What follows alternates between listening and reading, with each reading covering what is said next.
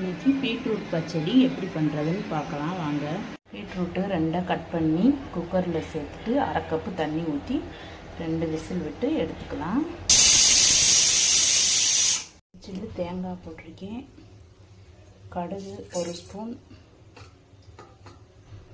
இஞ்சி சின்ன துண்டு, 2 பச்சை மிளகா,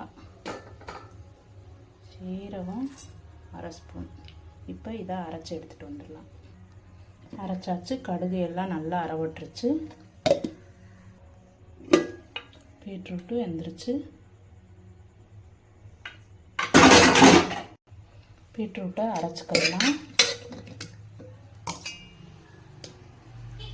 ஒரு பாத்திரம் அடுப்பில் வச்சு அரைச்ச பீட்ரூட்டை அதில் சேர்த்துக்கலாம். பீட்ரூட்டை உள்ளே சேர்த்தாச்சு. கொஞ்சம் போல் உப்பு போட்டுக்கலாம்.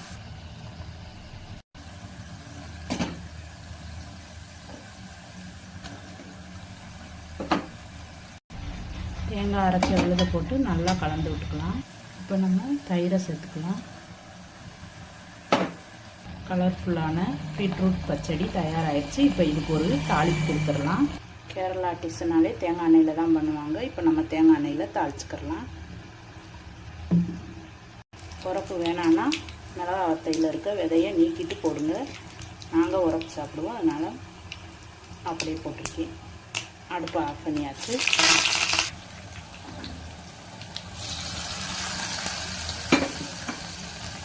பீட்ரூட் தயிர் பச்சடி தயாராகிடுச்சு. நல்லா டேஸ்ட்டாக மணமாக இருக்குது. நீங்கள்